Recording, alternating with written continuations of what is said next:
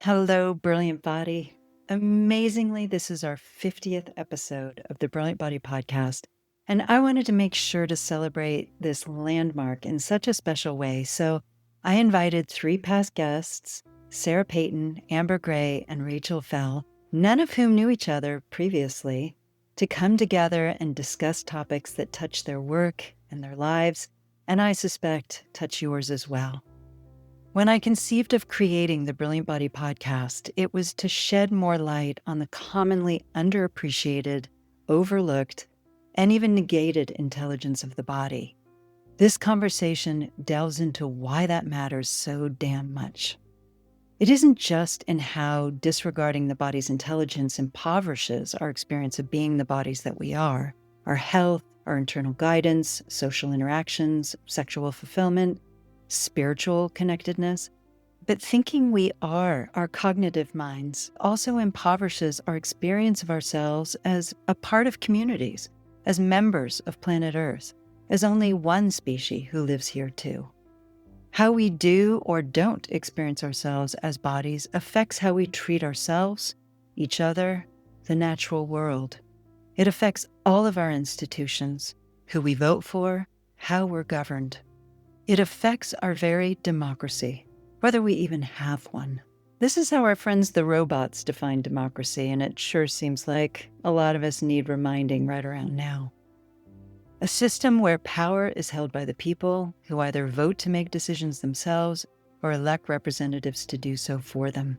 It is a form of government where people are sovereign and can participate in governing their country. How can people be sovereign when they're so dissociated from their body experience?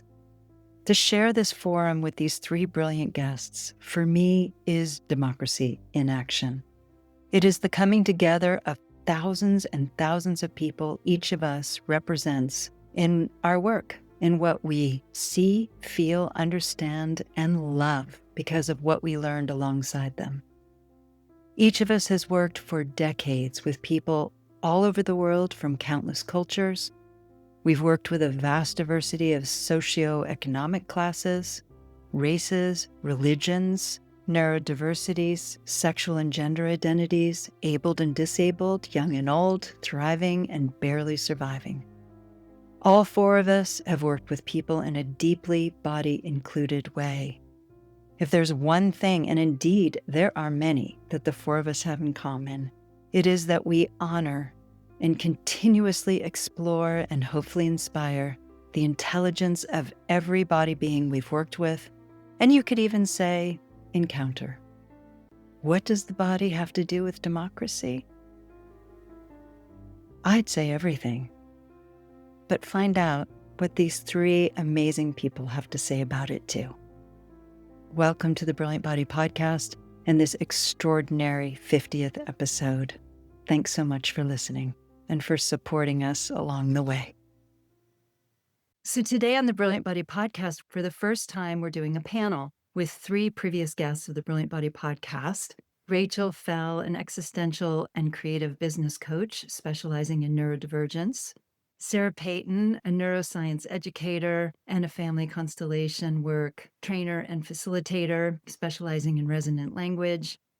And Amber Gray, who is an ecology psychotherapist, a dance therapist, who's specialized in going all over the world, working with people traumatized by war, disasters, and torture. So you get to be with us today as we explore so many topics that will necessarily overlap, and we'll get to discover the commonalities according to these three very brilliant people and find out the whole that we create greater than the sum of these parts. So stay with us, and here we go. Hello, my dear. Hi. Hi. It's been a long time coming, getting the three of you together. Here comes Amber. Wonderful. Amber, Hi. you made it. Oh, yeah, no, it's just so freaking nuts right now. Yeah, it's nuts for Sarah too, and it's been nuts for me forever. Sarah, Amber, Amber, Sarah. Nice to meet you. Aren't we waiting for one more person? Yeah, we are. I'm going to take a bite of my peanut butter toast. The shit's hitting the fan, eh? Of course it is. It's You wild. It is wild. Are people as freaked out on the other side of the world, Amber? Where are you? What do you mean other side of the world? Well, you've just been in Tonga. No, they're not. Australia is very concerned, and so is New Zealand. Yeah. Here comes Rachel. Hey, Rachel. Hi, good morning, everyone. Sarah, and this is Amber. This is Rachel. Hi, Rachel. Hi, Sarah. So, what I want to start with first, besides thanking you all, I'm truly touched you're all here. You're three people who are some of my favorite humans in the world and women I admire the most. So, I just want to thank you and also for giving me the honor of getting to introduce you to each other because as we're going to see, I suspect in this conversation, there's going to be all kinds of fascinating overlap in this Venn diagram of this conversation today. And I would not waste your time with any lesser brilliant beings. So thank you for trusting me to come here and share more about what you know, what you feel, what you see, and what you love.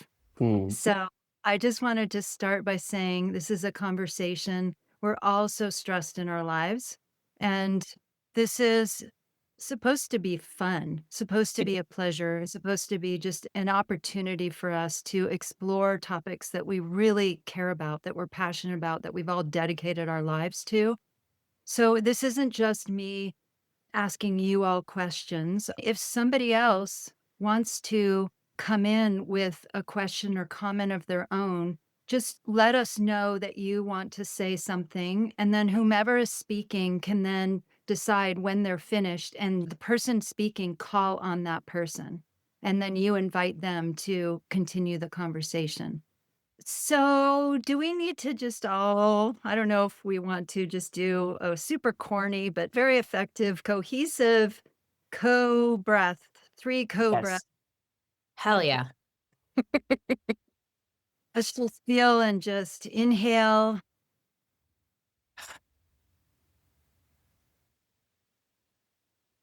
A couple more times, letting there be some movement if any of it wants to happen.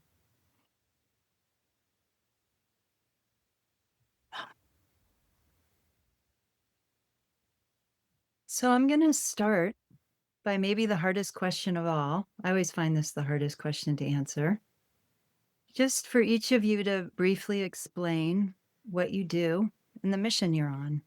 And you don't have to do a bio. It can be as casual as you want. It can be just what you feel like saying today, because the bios will be in the episode notes. But whoever feels like starting, what you do and the mission you're on. Well, my name's Sarah Peyton, and my mission is to explore the convergence of relational neuroscience and the way that we can heal emotional trauma with relationship and the way in which we are supposed to heal emotional trauma with relationship. And that's marvelous. Beautiful. And Rachel, how about you go next? Brilliant. I work with neurodivergent and neurocomplex adults to explore full body intelligence, to reframe emotional intelligence, mind body awareness connection in the service of healing and development and connection with ourselves and the rest of the world. Go for it, Amber. I'm in a transition. So I do a lot. Right now, I'm much more interested in how I be. I'm coming from many years of human rights, somatic dance movement therapy with survivors of political violence and torture and war. And that is rippling. I'm more of a planetary rights person.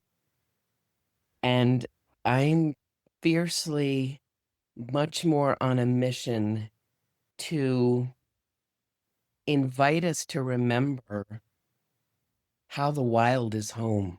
I'm going feral. Yeah, it's a reclamation. I don't have a lot of words for it yet, but it's a reclamation. Yeah. And since we'll be sharing this with our people, Allie, why don't you do an introduction? I've got to do one too. Okay, I'm Allie Mazzei, And I am an advocate for the intelligence of the body in a variety of ways through modalities that I've developed and practiced. I'm a master massage therapist for 45 years, developing propria massage. I teach and facilitate personal geometry, which is something I developed, which really uses the language of spatial relationship and other innate languages to reveal the sub and unconscious so that we can access what we need much more effectively for therapeutic healing. And I'm a media maker more and more, including being the host and creator of this podcast and other projects that I am going to continue to roll out for my remaining years. And it's just, again, so good to be with you all. Body people. We're all lots of things and very intellectual, I have to say. Every last one of us thinks a lot in whatever way we think and generates lots of verbal eloquence. I will include myself as best I can in that mix, in that company. So, our minds, I want to just acknowledge, are particularly honed and are something we've all spent a lot of time using cognitively, verbally, to try to express as much as possible about this deep understanding of not just the brilliance of the body, but the significance of the body for personal and global healing. One of the most basic commonalities besides that, or in addition to that, or because of that, is we all work with the nervous system. And I thought that would be a great place to dive in. How do each of you even view the nervous system? How would you even describe your experience of working with the nervous system or being a nervous system? And how do you help people to, this is such a big buzzword these days, regulate the nervous system? And do you even like that verbiage? I'll Well, jump in because I don't like the word regulate only because it's overused. It's a great word. And that's what we're doing. We regulate the nervous system. I use the term state shift. We shift our state, and I'm drawing from ceremonial work. It's really what I've observed and experienced in more ceremonial spaces. So, state shifting in service of, as my clients say, just shifting the way that I feel so that I can shift the way that I am and be and do and breathe and move, shift my perspective. I work with the nervous system all the time. And for me, the nervous system, I like what you said, Ali, how we be the nervous system.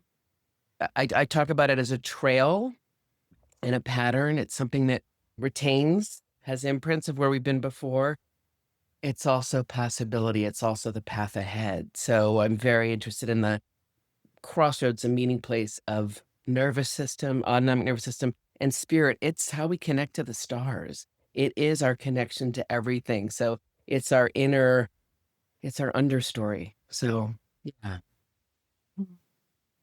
I like the word understory. That's the one. Me too. That's really nice. I I use the word regulate. I don't like it much because it sounds like a machine instead of like a human. Mm. And I use it in part because it connects us with what the relational neuroscientists say. And when they say self-regulation is everything. And then when we're talking about attachment, I always say self-regulation is always internalized other regulation.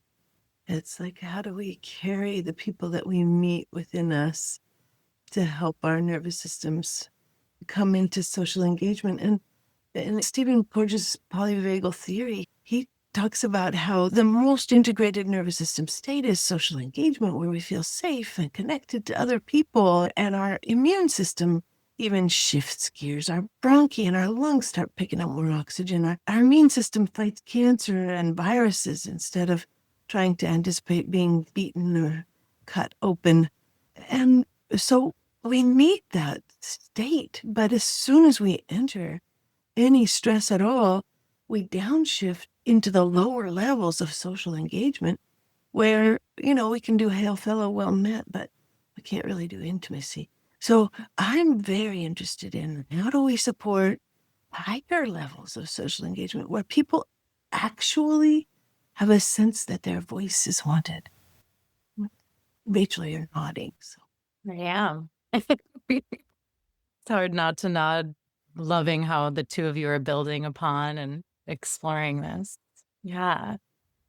I remember the first time that it was suggested to me by a dear friend and a woman who became a very formative teacher, and we ended up teaching together, that my body was sentient. And as like a very intellectual, existential, overexcitable human being, somebody very of the thinking mind, this exploration, she's like, well, a bacteria in a petri dish, would you consider that bacteria alive? Would you consider cells outside of your body alive? And I was like, well, I guess so, yeah. She's like, what about your body? Your cells are alive. I was like, are you fucking kidding me? Like, it was this massive sea change. And then when we add that to the notion or the idea of the primacy of the autonomic nervous system, it gave me this whole new template for human intelligence that I didn't have. I was carrying around this very Cartesian, I think, therefore I am. And it's like, oh, I am, therefore I think. Holy shit. Like, that's a totally different. So, like, what is emerging? What is surfacing? And I started to really use the nervous system map as the terrain to self-locate. Where am I now? Where am I now? Where am I now? And back to that regulation, not with that top-down force signature of like, I'm going to force shift or I shouldn't be where I am. It became this beautiful basis for like acceptance of where I was so that I could like move with.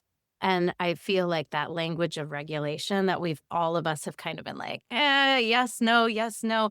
It is this like dance of, can I self-locate and walk with, as opposed to force myself into a different state. I'm actually going to add something too, because having worked with bodies hands-on for decades, and with the work that I do, and so much about cueing the body brain to feel itself from the inside in minute detail and bring awareness, what I call mind into matter, in order to feel what has become unconscious and unfelt, off the radar, so to speak, not sensational consciousness or awareness anymore, and spark it back into awareness, into sensational consciousness. And what I find, because I can literally see it happening, I can see the spark go through the body when a neural pathway has reopened, downregulated, but specifically reopened and sparked and fired in a way. It's quite phenomenal. It is visible to me. I'm not sure it's physically visible, but I actually can see this rush of consciousness move through a limb or a joint capacity. And this is so clear to me how much what we call the neurology or the neural pathway is ultimately what we are. It is consciousness, it is our intelligence, and ultimately, it is love. It is all that is, because when I think about the autonomic nervous system, I've been thinking about it particularly like the genius. And of course, we've talked about it in some of our episodes and with the Gil Headley episode about the trillions of things that are happening at the same time with the nervous system and all our organs, every system that we have, that we think of it as being, because it's unconscious, because it's quote unquote automatic, that somehow there isn't great consciousness overseeing it. But when I think about ourselves as being cells within this ultimate consciousness, maybe it isn't so automatic. Maybe it is within the design of life itself and quite conscious on a different level, intelligent on a different level that isn't just mechanistic. Which leads me into my next question. And Rachel, you've already mentioned this, and we talked about it in our episode, the Cartesian divide, which I have been cogitating about and railing against since my collegiate days. And I'd love for all of you to also weigh in about what people usually refer to as the mind-body split or the Cartesian divide, and how you see it, experience it, how it's informed your work or disinformed your work and your clients and our culture. Mm, Hmm. yeah. I guess in my intro, I could have, here we go again. I'm on a mission to, this thing is a real stick in my, I don't love this thing. And as a neurodivergent very intellectually, existentially oriented person, representational intelligence, somatic intelligence, the meta is in the physical. The physical is meta, like the full body is one beautiful vessel of intelligence. I do feel like this, I think, therefore I am thing has really been internalized, and it's part of the implicit curriculum of being a human at this point. Sensitivity, intensity, complexity. I work with neurodivergent complex adults, but all of us really, this sort of top down way of being really internalized and mapped from a very early age. And that bottom up, they say the vagus nerve runs 80% of the information, medial to distal, undifferentiated to differentiated. The maps that we have about who we are as humans and how this whole thing works, they're not right. And I'm not saying I know, but physiology as a roadmap is Umwelt, right? That's like a bats and a humans. And there's 8 billion expressions of this particular beautiful design of intelligence walking around the planet. And so, yeah, this whole I think, therefore I am has really been internalized, and it has become implicit in our collective maps of who we are and how we function to our detriment. How can we find and connect with ways that open up that bottom up processing? And then we can play with that awareness of I think, therefore I am, therefore I have a thought. I'm going to jump in because Descartes is on my list of international terrorists who should not be named. And, I look at this whole mind body split and I'm like, well, here we are. Project 2025. Here we are. It is a recipe for cruelty. It's a recipe for separation. I can't separate it from white supremacy. I can't separate it from all the elements of white supremacy, the racism, the fierce what religion you have to be, this order that was just signed that no one's talking about, this, I forget what kind of order it is, that, anti-Christian, all the things that we're not allowed to do anymore here. A lot of it has its roots in the mind-body split. And I'd probably have to think about this more, but my work has been very multicultural. My clients have all been newcomers, asylum seekers, refugees, immigrants, or I've worked in camps or overseas in many different contexts. I haven't encountered that as much because the United States, where I'm sitting, is known as Turtle Island. But in terms of societal structure, it's egocentric. It's the most egocentric. And I was raised outdoors a lot. I come from farmers and miners, real salt of the earth people. So my formative years, I was in the dirt, and that doesn't happen so much anymore. And I just see this as a parallel, probably intentional at some level. I just think the mind body was one of the ways it was how it oppressed people. It oppressed animals. I mean, he was cruel. But I haven't encountered it as much because a lot of the folks I work with come from sociocentric, more collective cultures, and it's imposed on them by colonialism, that big ugly wave that's everywhere. It's been a little easier to access. Now, interestingly, when I get some clients from around here, I find it more, but yeah. But I would say that's what I meant by being. I would say everything that I say or do or think is a counterpoint to the mind-body split. How do you know where you are if you're not in your body? I mean, yeah. I remember when I first ran into this Cartesian theory, and I remember spending a long time I was like 11, and I was just trying to figure out what this guy meant. And it seemed to me when I was 11, and right now I'm feeling a lot of appreciation for my 11-year-old self, that what he was trying to say was that because we think in ways that can be tracked with words, we are different from the animals. Mm-hmm. So I think therefore I am a human and not an animal. Mm-hmm. And one of the things that we find from relational neuroscience is that what keeps people from knowing what's happening in their bodies is whether or not the insula is alive inside of their brain, a little brain part that's tucked very close to the amygdala and is a word, sensation, naming, feeling, incredibly important place in the brain that is awakened by people having an interest in our bodies and our body sensations and what they're saying, and remains blank And you can even see it on MRIs that people's insulas are not firing. And what this makes us more prone to is more prone to both dissociation and PTSD. And so the more that people's insulas become awakened by the work that all four of us do, for goodness sake, is the more the insulas become awakened, the more people then have access to this incredible intelligence of the nervous system that we've been talking about. Allie, where are you coming on this?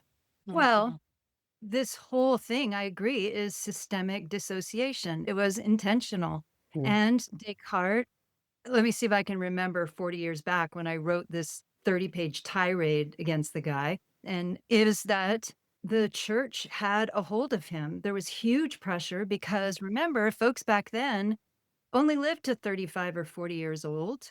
They were going to die. Conditions were really difficult. They didn't want to be just their body. They wanted to believe in the afterlife. They wanted to dissociate with it in order to feel like they would go on. So I think contextually, and to some extent ongoingly, it is a concern about our mortality and not being able to really face it and feel it and accept it. So that is also part of this, as well as that if we systematically dissociate people, governments, churches, religions, whatever, from their experience of themselves as bodies, particularly sexual bodies, then we weaken them and we can control them, et cetera, which, we all know and have discussed at length in various contexts. So I love that you were just talking about what we are ultimately up to here with our different forms of work, which is to help people reclaim, reintegrate, recognize the capacities that we actually have as full bodied, full intelligence beings. So, love that. My next question was about, and Amber, you started to get into this, is the relationship between body rejection, let's just call it that, or dissociation, and climate change. Hmm. Grunt. I just taught a continuum class yesterday, and it was one of my favorite. We call them dives when we go into these deep movement sequences. And I love just doing this, inviting people in this process where you're resting on a floor, on a mat, whatever it is, but the earth is under there. She's under there. She's always been there. And using this sound called the thetas and just allowing flesh to soften into earth and allowing earth to be both receptive, but also offering to allow earth, mud, sand, grass to soften into flesh. I just thought of that as you were talking. Yeah. And it's reciprocity. It's love making, massaging, stroking, just thinking about this relationship to the earth mother. If we all just pause for a moment and gave her a little love with our feet, with our ribs, whatever it is, those are the kind of practices. They can take a couple minutes. Anyways, I lost the words that you said, but I went right into just that offering, that reciprocal exchange. I love how you talked about the solution or the alternative to what I was bringing up, the negative of the correlation between body rejection and climate Right. change. Talking about the opposite, really receiving it and recognizing the continuum, not just that as a movement modality, but also the continuum between our experience as a body and the earth body. I love it. Yeah. Well, I think that's how we recognize the connection. Yeah.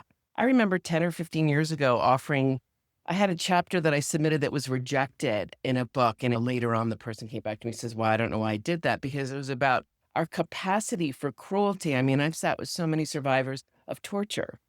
And people always go, well, how could any human being torture anybody? And then I'll be like, well, didn't you just throw that paper cup out your car window? You throw something away. Where's away? Where do you think it's going? Did you forget to pick your dog's bag of poop up in the park? Where do you think violence comes from? That's my response. It's like we have to start to look at our own violence against ourselves and the earth in these ways that might not seem like a big deal. That's the beginning of the continuum right there. You look at it really holographically, really fractally. Yeah. Yeah. Mhm. here we are just several days after Ian McGilchrist sent out, Ian McGilchrist, who I have loved for a couple decades, who sent out an email saying that he was opposed to people who were woke and that he was pushing an email newsletter from a woman who was calling the progressive left of the United States the seat of all evil. And I was sitting here with this question of the climate crisis and body disconnection and thinking about how he himself wrote that the left hemisphere is essentially extractive, that it does not want to protect the wilderness, that it wants the licenses to harvest all that old growth timber, that the world is here to be used. And I'm just like stunned and amazed and horrified that McGilchrist is now coming out on the side of folks who want to extract. My jaw is hitting the floor. So what a connection between the brain and what we do with the brain and how relationality changes the brain, and this movement that Amber's words and Rachel's words are bringing me, inviting me into this deeper meaning and deeper connection with the earth itself as part of the reclamation of the insula and as part of the reclamation of the connection to the human body, also the connection to the earth. Rachel, where do you go on this? I'm just like stoked you're calling that out because I've felt that signature in McGilchrist. And look, we all have blind spots, but the brain is taxonomically part of the nervous system. And I was at this conference a couple weeks ago listening to this brilliant researcher, AI and HI, and this place where, yes, are we including the full spectrum of our human intelligence in our self-definition and reflection at the meta level? And that can be intellectual to start. That can be cognitive. The left hemisphere loves parsing. It loves maps. So can we actually shift and leverage that, beautiful horsepower we have to remap our collective understanding of intelligence and of ourselves? There's so much opportunity. Something Amber said earlier, I'm jumping around a bit, but took me to all of our good and bad and right and wrong. And I work with all human beings, that neuroception, that body auditing for safety. Lizard, human animal, brilliant human organism. Descartes, exceptional, different than an animal. Why not both? Borgelo nostos. The reptile is looking for safety in the form of a warm rock. Great, warm rock, good. Cold rock, bad. So we have all of these unnecessarily complex structures and meaning around good and bad and right and wrong and better and worse and competition. If we were able to return to a more full body place of exploration and relational, like you're saying, Sarah, I work with people who are very skittish relationally, myself included. And a lot of times it's because there is this sensitivity to this way of being that is fully incongruous with natural intelligence in the greater body of the planet. And so why would I get close to another person, another human being, when they're just going to argue with me about what's good and bad or right or wrong, or I'm unsafe because my car isn't as good as my neighbor's, by what standard? So I'm being a little bit popcorn here and a little bit all over the map. But there are these really important connections that I feel can be made, and they have to be made experientially and through one's own experience, full body. And that is relational. And when folks further divide, use that left brain to parse and slice and dice and make smaller and more fractured, we move further apart. The body of the planet moves further apart, fractures. I love this. And there's also something about the big picture that we can see kind of as we heal emotionally and become more integrated and more connected with the body, because the part of the brain that can see the big picture, the right hemisphere, is a part of the brain that stores emotional trauma. So if somebody has a lot of emotional trauma that has never been held, they can't go in that place that has a big picture view. They have to stay out of it. So as I do my own healing work, and I came completely fractured to the work that I do, that there's more and more of a kind of a pulsing aliveness and more torture and agony of entering into an understanding of what the heck we're doing to the world. And then I remember a really important psilocybin journey that I did where I spent 3 hours writhing in the earth's agony until the medicine finally said to me, you can stay in the earth's agony, in the earth's dehydration and thirst in this moment. And you are actually not the planet. You are actually Sarah, and you can dip in and out. You do not have to stay there the whole time, living the agony of the planet. And that was a very strange and interesting invitation. Because here we are, we're talking about the importance both of becoming so deeply connected to the earth and seeing the earth, but there's also something here in being able to participate in joy, no matter that the earth is burning, that there are moments of joy and moments of agony rather than just all agony. You're starting to nod a little bit, Allie. What's going on for you? Well, I was just recalling a conversation, part of the conversation in the episode with Rachel, episode 2, which we talked about that the left hemisphere is the or, the differentiator, and the right hemisphere is more the and. And that's exactly what we're toggling is having, and I saw your gesture, Rachel, of developing this oscillation and becoming facile with it so that we can not shut out, like a lot of people are choosing to do, the horror of what's going on. I am rejecting that. I'm pushing that away, and I don't want to be part of that reality. And at the same time, being able to hold that difficulty, exactly what you're saying, Sarah. It's just really good to hear and be reminded because we can tip so easily into the or the and miss out on the all of it. And the existential intellectual connection as a fundamental and very important. I had a client this morning. Thank you for reflecting the language of the insula, Sarah, because working with neurodivergent folks with more like alexithymic tendencies and accessing energy and motion, somatic experience in their body doesn't come from like somatic experiencing or where do you feel it in your body? Or, there's these maps of emotional language. And it's like, I feel sad, I feel one, or I feel other. It's like, how do I use language to reflect back a somatic state when the complexity of that interface is so much more dimensional than a singular answer? And when there is this sort of pervasive unawareness or even vilification of the energy and motion in the body, that bottom-up processing. And so thank you for reflecting back the insula piece, because that now I'm like, oh, that's what we're doing. We're activating the insula. And all that to say, like this, exploring the new maps, can it be both or an and? Yes. Yes, it can be both. There are times in which your experience, you're like, and you're Sarah, and you can access this felt experience of this agony, but you can also access this felt experience of the collective in any permutation. And you're also distinct. And so now we're in literal physical non-duality. It's both separate and connected and interconnected all at the same time. You can think about that, but feeling it and having those experiences is, I think, what really brings us into a place where we can move about and really start to work with the body of the planet, the bodies of others. This gets into practitioners walking the walk. And it's not just cognitive or just somatic. We have to live our methods and our practices in order to be able to walk with others. And so I think this also invites a bit of a sea change professionally in terms of having it all together.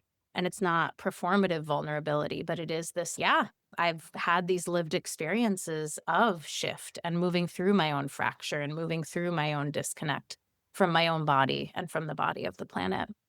Amber, did you want to add anything before because it's a really great segue, unless you wanted to I'm add good. something? Yeah, no, I'm good. So what I wanted to shift into talking more about is neurodivergence. And to begin, Rachel, by asking you to continue on what you were already saying, because my next question was, what does the body have to do with neurodivergence?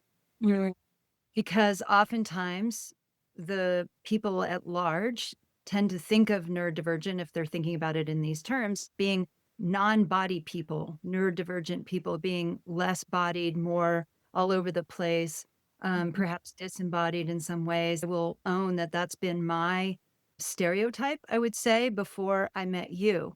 And you have talked about not even thinking with words. I think verbally in whole ongoing, it is a ticker tape going right through me all the fucking time. And you don't even think in verbiage, which is the way many of us do. And I watch you think as a body all the time when we're ever together. So, can you talk about maybe how some people who are diagnosed or consider themselves neurodivergent are very dissociated from their bodies, and other people are intensely engaged with their bodies in ways that might be a part of why there's ADHD or compulsivity and giftedness, all of those things, or any of those things? Yeah. Yeah. When I start working with new clients, almost all of whom have there's a range, but there's a specific kind of profile I often work with. One of the first questions I ask people is, what does inner world mean to you or for you?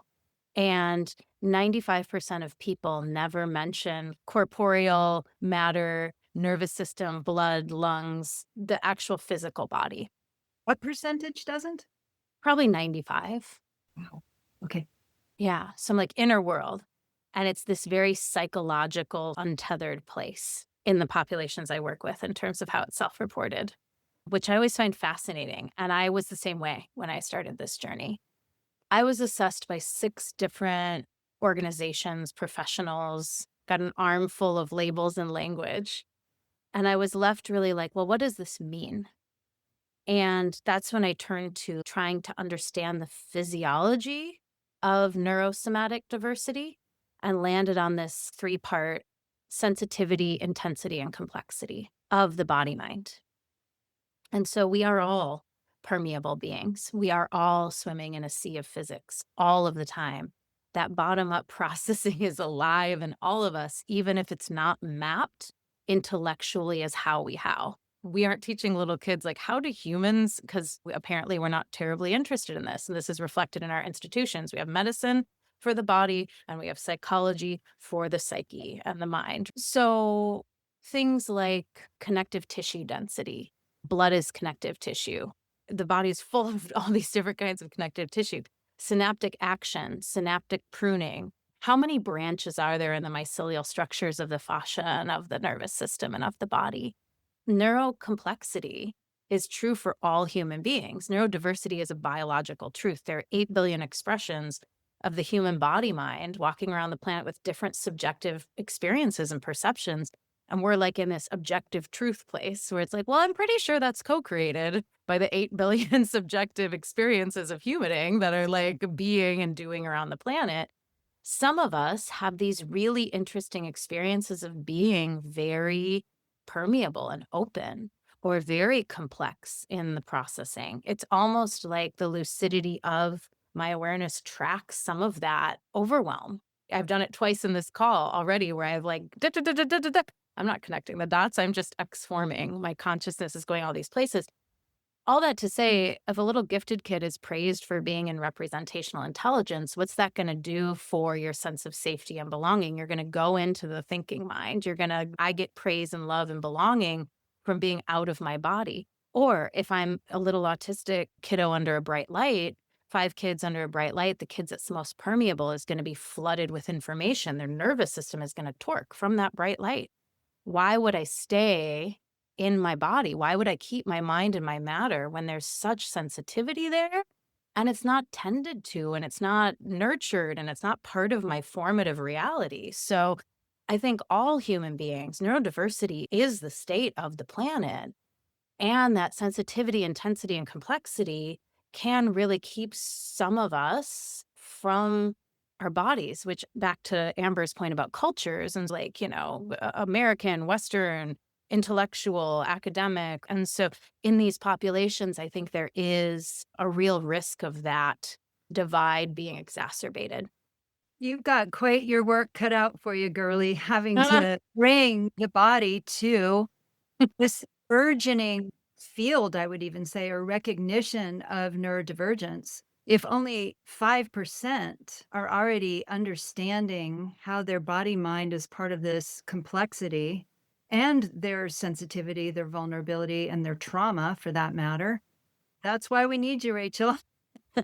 Because it's such a rare thing. Again, before I met you, I'd never heard anybody correlate or really illuminate the interface And it's more than an interface, the coexistence, the meld of body and neurodiversity. How about Amber or Sarah? I specifically was curious about how brain circuits and neurodivergence may or may not be interrelated or correlated. And also, Amber, I'm really curious about how your wisdom ways view in all these different cultures you've been in. I mean, not that there would be necessarily a concept of neurodiversity, but there must be manifestations of it, even just in terms of the diversity of the planet ecologically. But please, either of you go ahead with either riffing on that or anything else you feel to say. I was really interested in what Amber was going to come up with.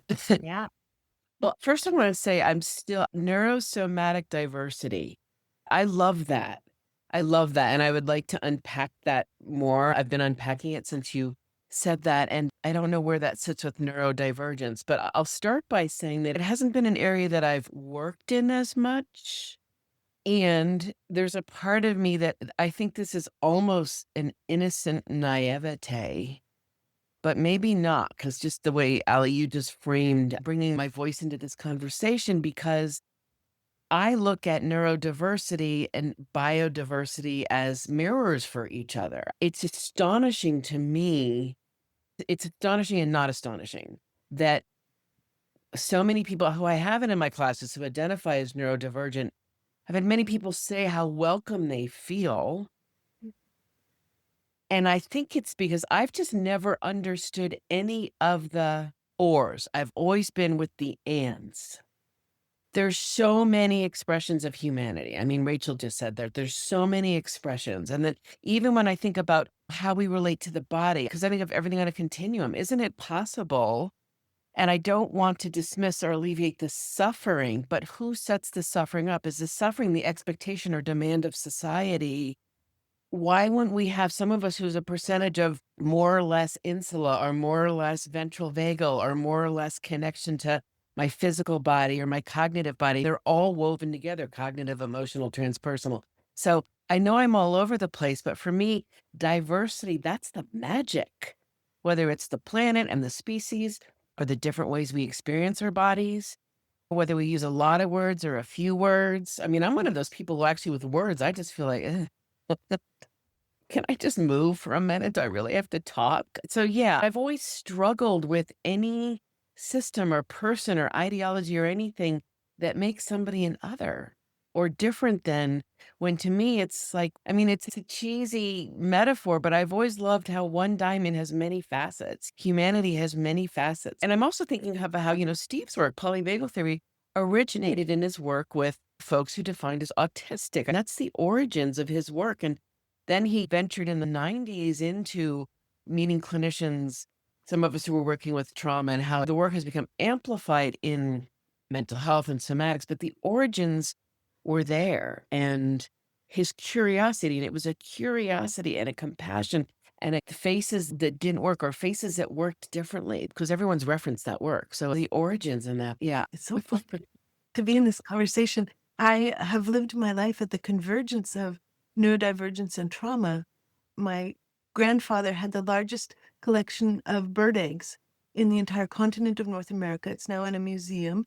And my father was a collector of Arctic bird song and has a collection of Arctic bird song at Cornell University in Ithaca that's still published and available for people. And then I grew up and wrote a book about relational neuroscience without any kind of even master's degree or PhD. So I'm like, okay, Yep. a very strong genetic contribution. And then my mom had dissociative identity disorder.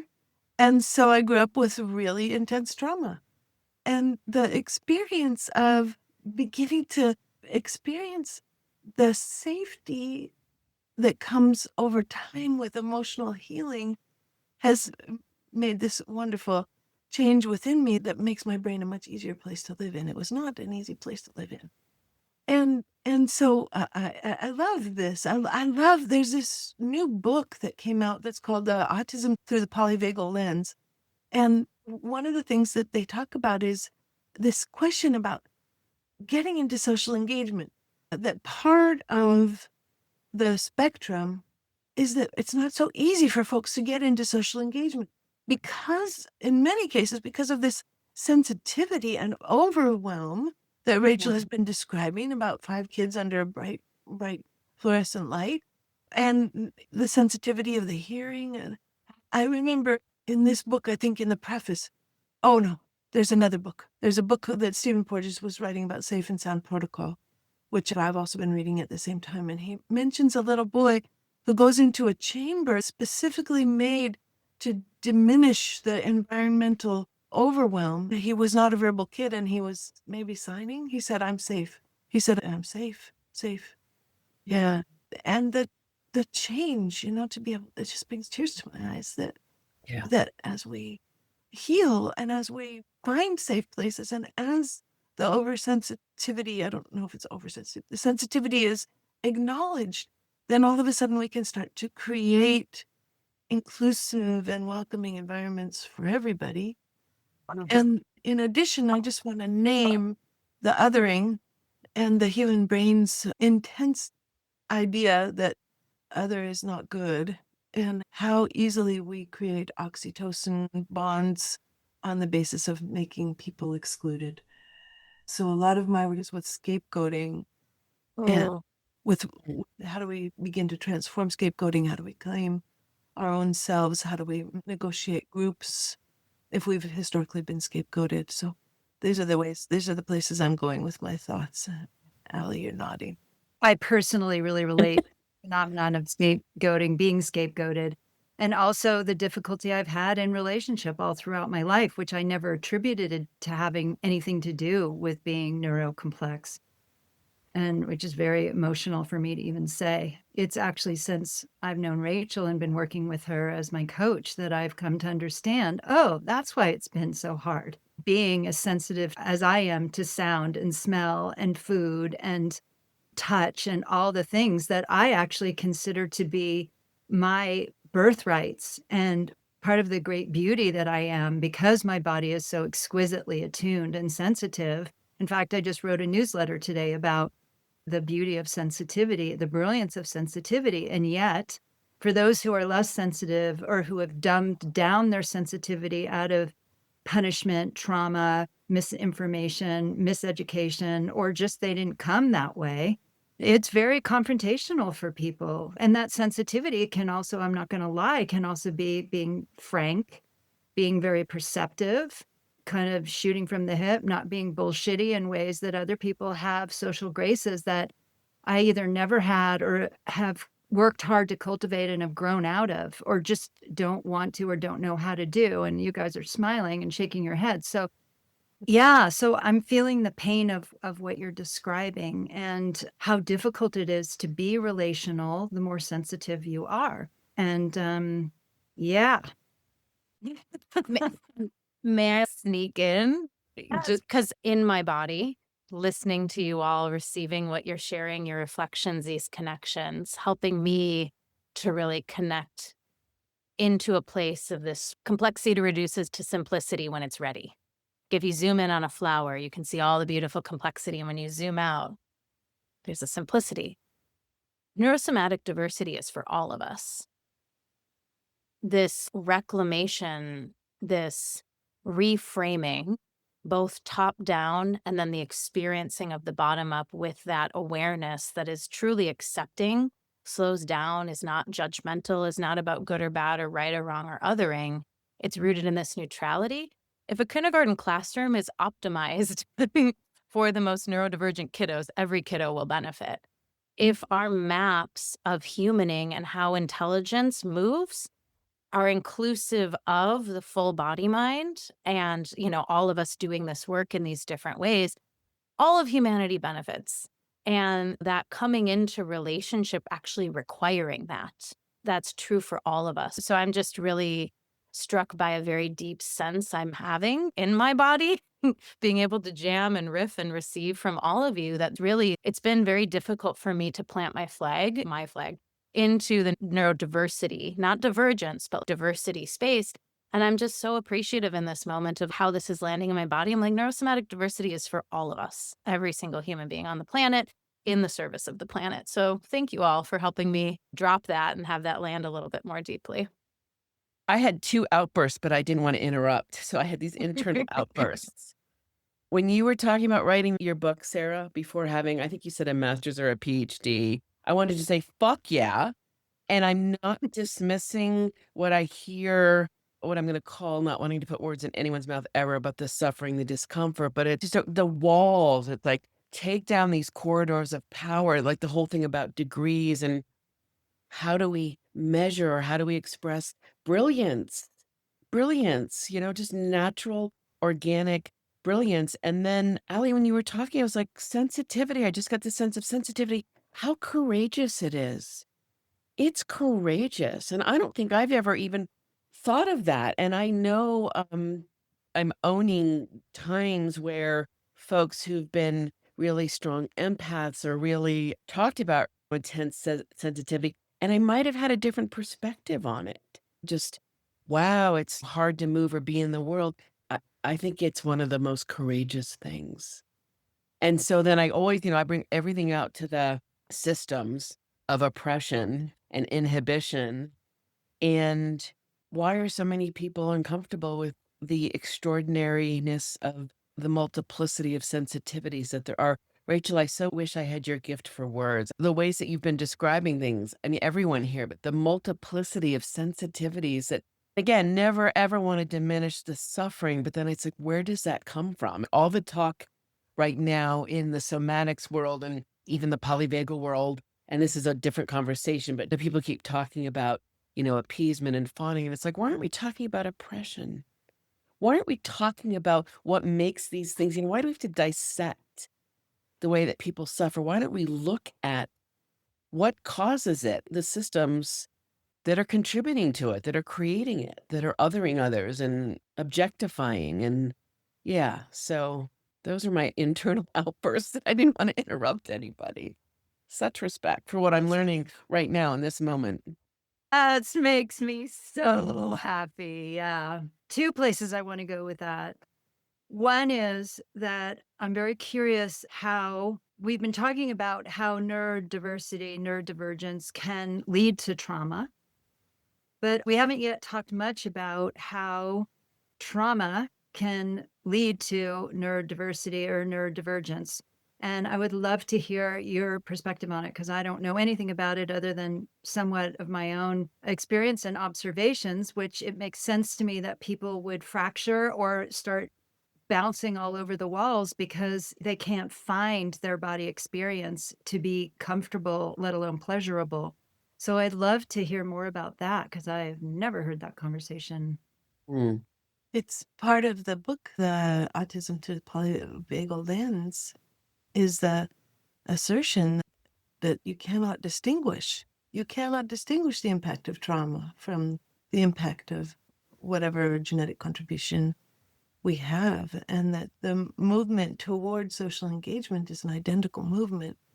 And I'm very interested in Rachel's take on any reductionism, because I want to avoid reductionism. And I have a sense it might be there in the polyvagal autism conversation. Rachel, do you want to respond right there? Because I've been really interested about that the whole call. Yeah. Well, the first thing I want to say is zooming in and giving form, not implicitly as a negative thing. I think it's how we hold reductionism collectively that's a problem. And now we're back in the left brain, which I call the sorting hat or the slicer and dicer.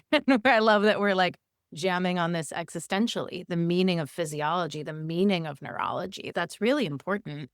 So I'm not anti-reductionist per se, but I do feel like loosening the grip on it and moving from a place of like, let's zoom in, let's zoom out, let's go over here, let's go over here. My body mind kind of naturally likes to do that. And so I'm very sensitive to reductionism, and I think a lot of us are. Reciprocity between trauma and sensitivity, intensity, and complexity. So I work with a lot of adults who have all these diagnoses. What does it mean? Who am I? What do I do now? And there's this choice point, or there's this sort of existential off-ramp to, do I other myself and do I remove myself in my difference? That's where like coming from a neurodivergence into neurodiversity place can be potentially a little dangerous, because it's like, if I can hold this difference as identity and identity as separation, I'm just kind of reinforcing. that's related but distinct to more directly address the trauma neurosomatic diversity thing. I think there is this epigenetic lens that is very, you can't isolate whether it's nature or nurture through time. It's both. How did my mom's connective tissue density and synaptic action, coupled with her cortisol levels when she was pregnant with me, influence my neurosomatic makeup, including how my nervous system came primed, how my connective tissue came primed? How did her mother's influence that? And back and back and back. So, this sort of isolation of the self in the lifespan and the body is a really interesting existential map we have. And epigenetics challenges that, the primacy of genetics, an immutable DNA thing. We know it turns on and off. And so I'm way more curious about, okay, this body mind has a certain relationship with sensitivity, intensity, and complexity, coupled with an understanding of polyvagal as a meta map. Now I can start to play with where I am now and actually back to that regulation piece where it's like, I'm not forcing, but I'm moving with the uniqueness of my body mind. Am I more susceptible to imprinting? Yes.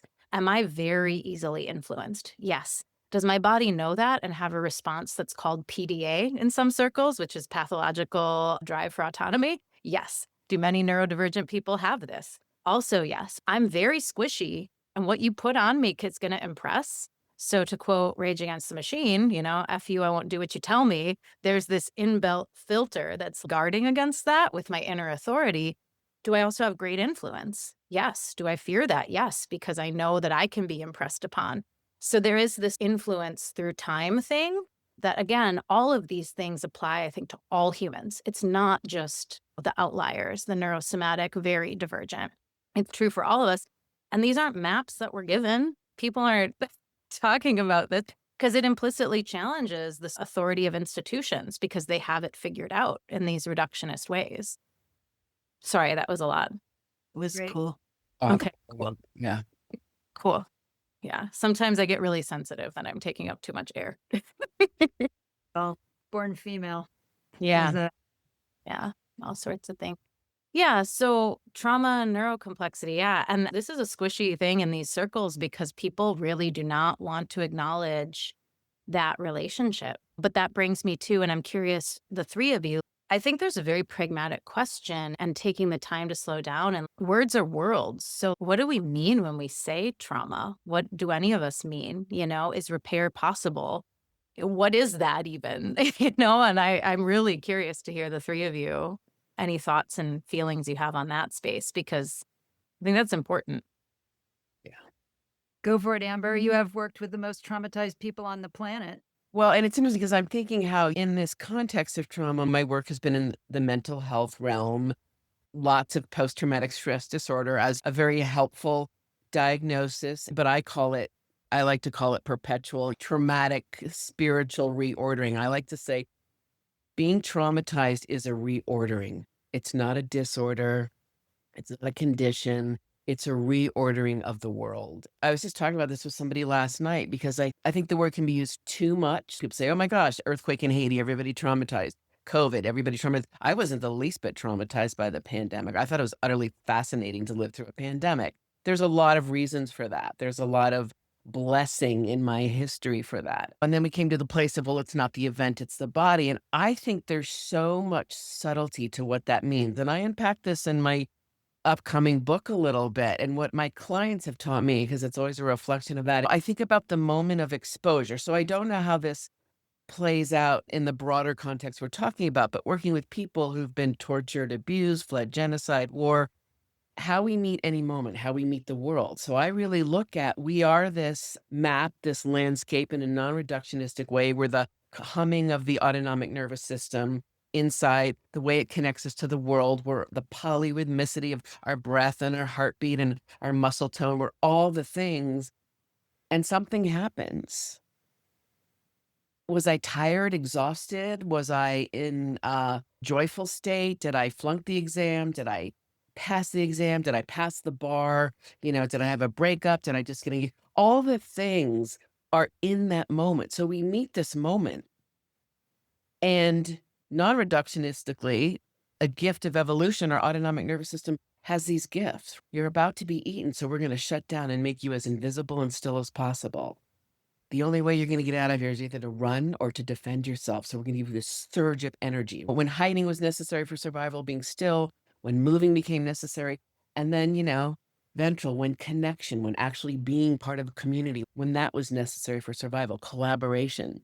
So we'll recruit whatever we need to do to meet that moment. And that becomes the imprint, whether the imprint is, they're a braid. I always say it's a braid, resilience, trauma, resilience, trauma, resilience, trauma.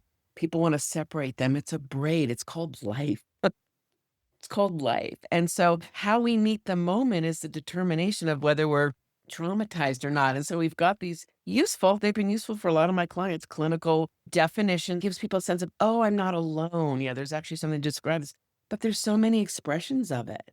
There's so many expressions. I've had clients who don't meet diagnostic criteria, but they haven't slept in years or they don't digest properly. They can't be intimate. Yeah. So trauma, that's how I see it. So it doesn't mean everybody's traumatized. Like I said, overused, but also understood and underrepresented. And I always say to my clients, we're forever changed. Because the big question I get is, am I going to go back to being who I was?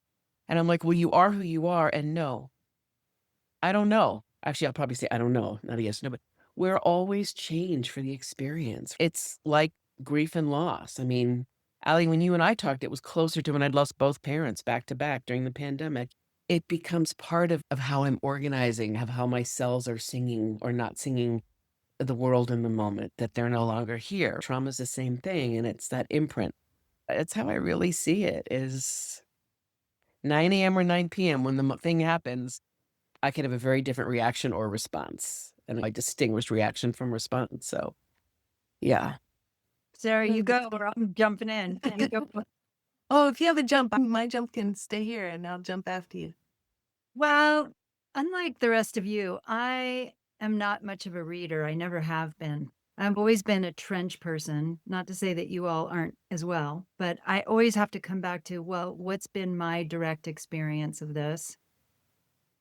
If I am feeling into even just the physical injuries that I've had from trauma, most of which, by the way, have happened because of other people, intentionally or unintentionally, I am working with the impact of those experiences, some of them on a daily basis. I can feel my vertebrae, how they've been affected by something that happened 32 years ago, or something that happened 3 years ago, or something that happened 55 years ago. I am working with those as a body on a daily basis, and they get louder and less loud. Sometimes they're silent, usually, sometimes they're screaming.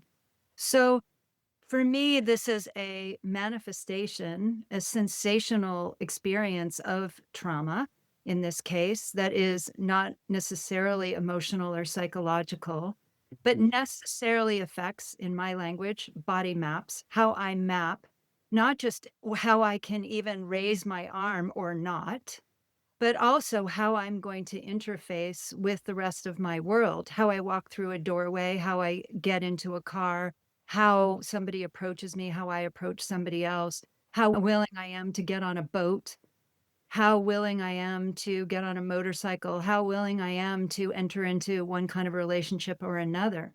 All of this is body mapped, and in a healthy system or relatively healthy system is agile enough for those body maps that are infinitely recalibrating, restructuring, refiring back to the neurology, back to the psychoneurology, the emotional neurology. They are redoing something all the time, unless people are profoundly fixed in ways or so damaged in ways that they don't have that agility in their tissues, in their psyches, in their hearts, which of course is what we're seeing in a lot of our leaders now in the world. They are so traumatized. They grew up in such bad conditions. It's so obvious how much trauma these people have grown up with that they're now inflicting it on everybody else in the world. And there's such a lack of even watching these bodies. There's no movement. There's no plasticity. There's no talk about not mind in matter. There's no love in matter. There's no movement of consciousness going on there because the trauma was so profound and so complex and so enduring. I have to deduce that from the behavior of what we're seeing and experiencing. So just wanted to add that in. I had the most amazing experience just 2 days ago. I'm getting on a plane to fly across the world day after tomorrow. And I have a knee injury, an old knee injury, that I was just terrified of getting on the plane because when my knee is bent in a sitting position for a long time, it hurts so bad and nothing touches it. And I was working with a healer and she said, well, go in there. We'll see emotion in your knee. And I realized I was in a really bad car accident when I was 16, and my knee hit the seat in front of me and killed the person who was sitting in the seat in front of me when their seat broke. So the whole car just was crumpled, and my body killed another body. And my knee was the thing that hit the seat back.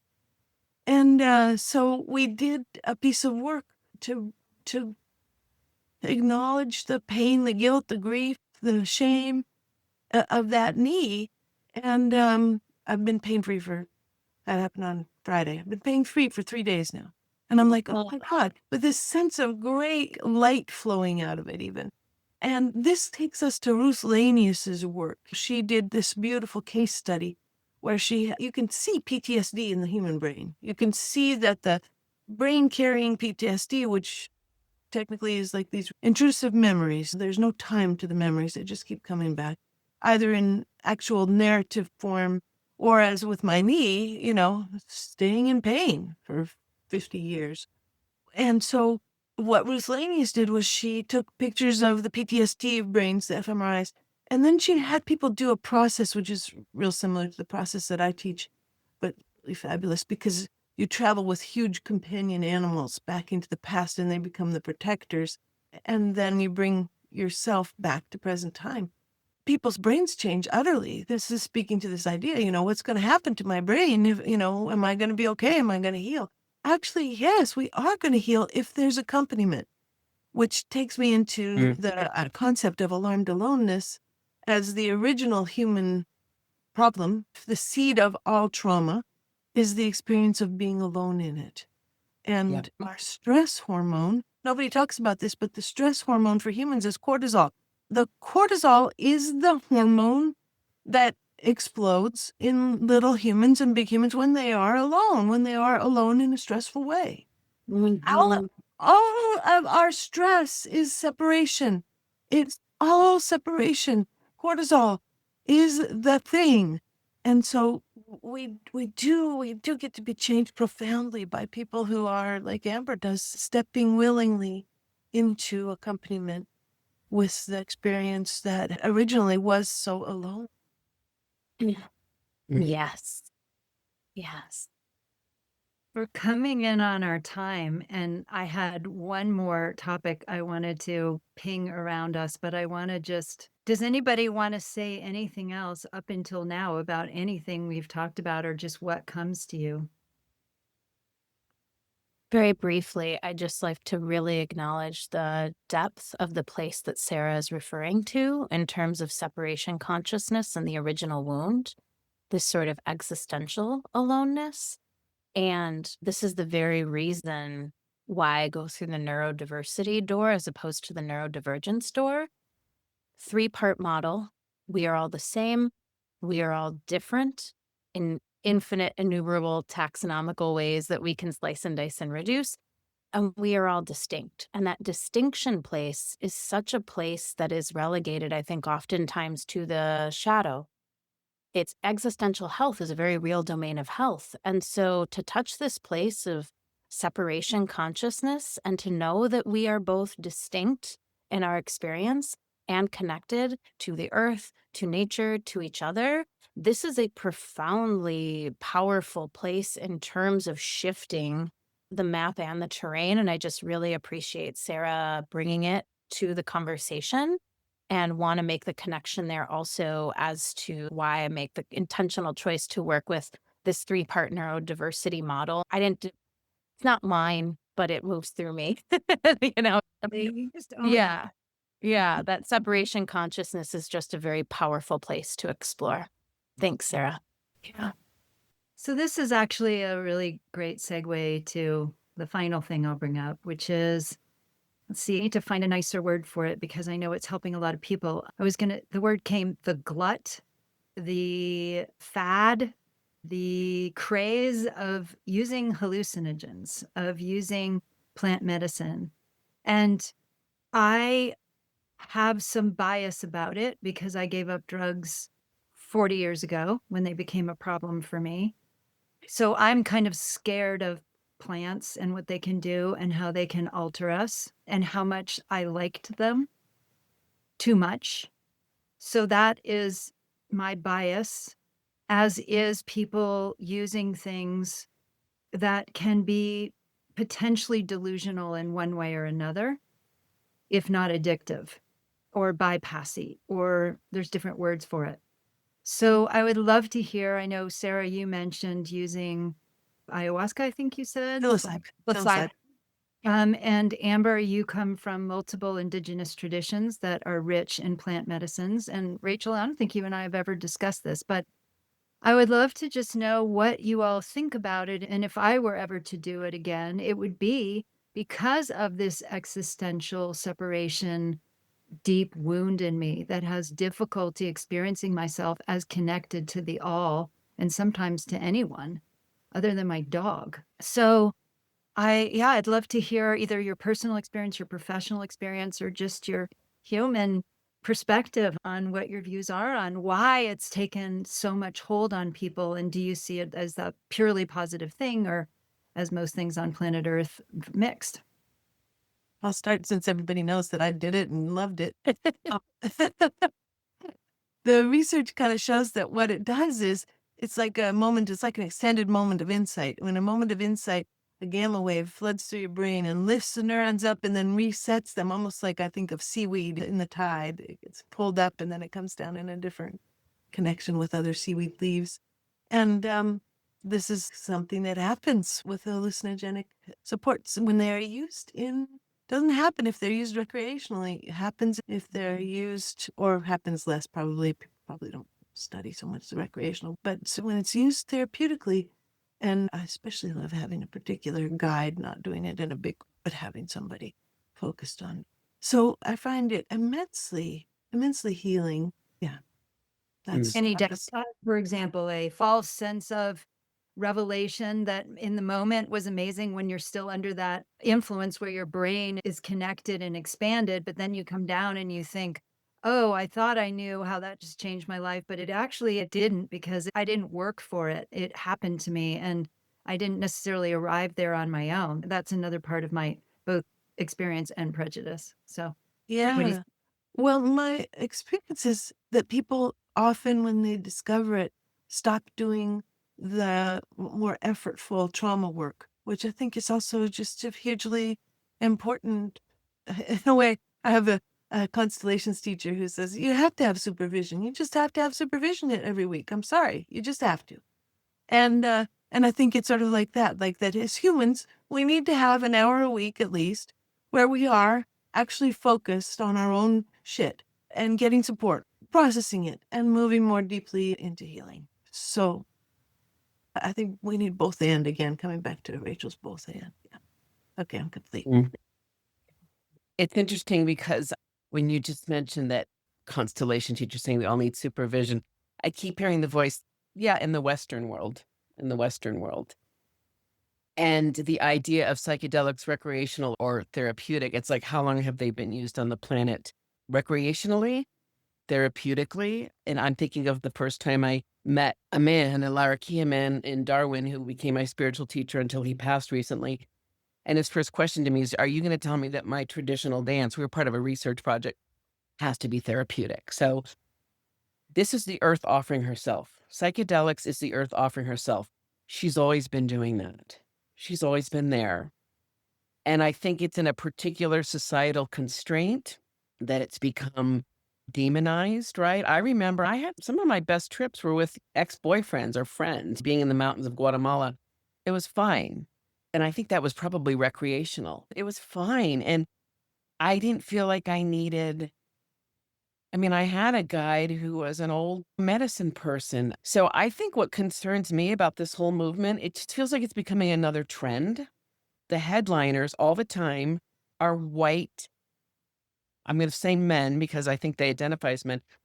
It's the same people. All of a sudden, I have nothing against these people, but who's always headlining, and I've seen a few psychedelic online conferences come out. Really?